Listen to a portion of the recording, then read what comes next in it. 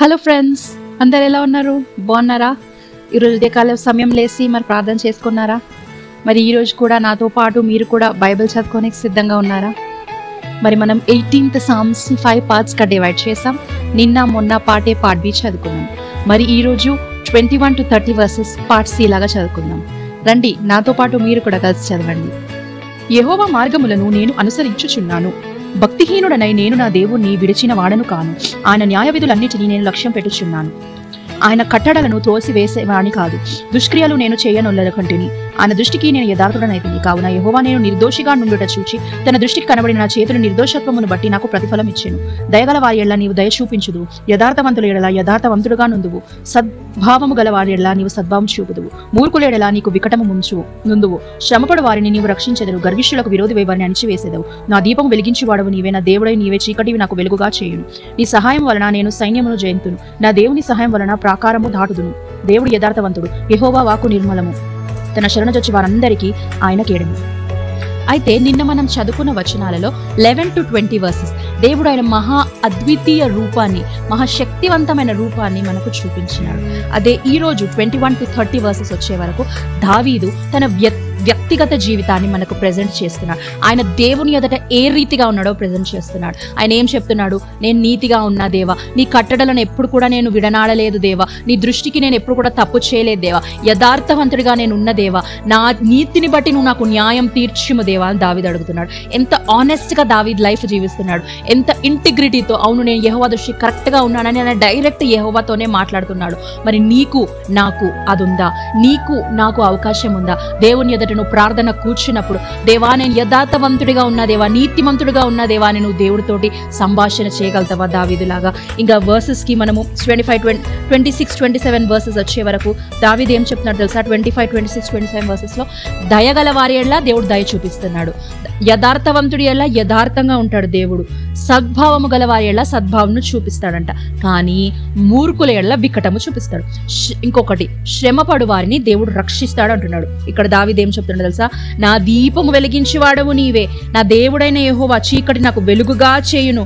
నీ సహాయం వలన నేను సైన్యమును జయింతును, నా దేవుని సహాయం వలన ప్రాకారములు దాటుదును.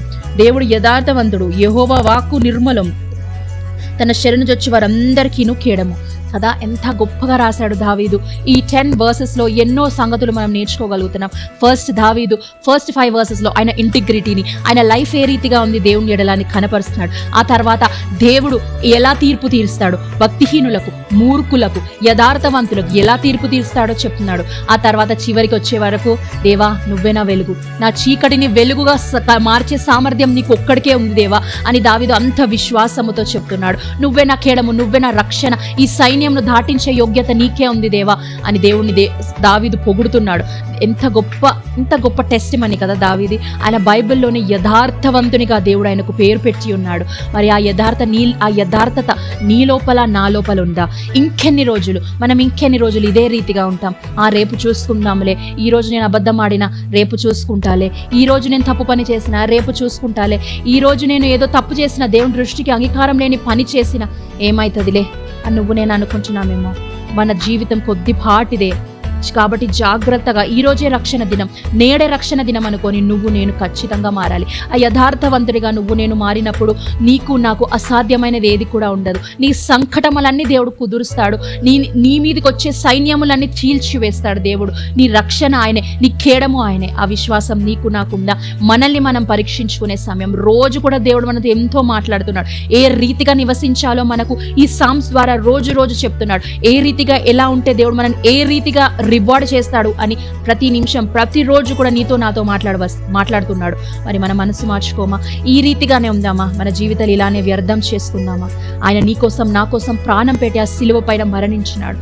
అంత గొప్ప ప్రేమ ఆయనది. ఆ ప్రేమ ఆయన చూపించినప్పటికీ, ఆ సాక్రిఫైస్ ఆయన చేసినప్పటికీ, ఇంకా నువ్వు ఈ పాతరోత జీవితంలో నువ్వు నేను ఉంటే ఆయన చేసిన సాక్రిఫైస్కి విలువ లేకుండా ఉంటుంది. ఒకసారి కళ్ళు మూసుకుందామా? యేసయ్య దినం ఇచ్చినందుకు వందనములు యేసయ్య. నాయన ఈ దినమంతా మా తోడు నడిపించండి నాయన. యథార్థమైన జీవితం నాయన మీకు కనపరిచే కృపను అనుగ్రహించండి నాయన. దావీదు వలె యథార్థతను నాయన మాకు అనుగ్రహించండి యేసయ్య. నాయన దేవా నీ కొరకు మేము జీవించాలి, నీలాగా మేము జీవించాలి. ఈ దినం నీకు అప్పగించుకుంటూ యేసు నామంలో ప్రార్థిస్తున్నాం తండ్రి, ఆమేన్. ఈ reading the Bible with me కార్యక్రమం ద్వారా మీరు అందరు కూడా ఆశీర్వదింపబడుతున్నారని నమ్ముతున్నాను. ఎందుకంటే నేను కూడా రోజు దేవుడి మర్మాలు తెలుసుకుంటూ ఆశీర్వదింపబడుతున్నాను.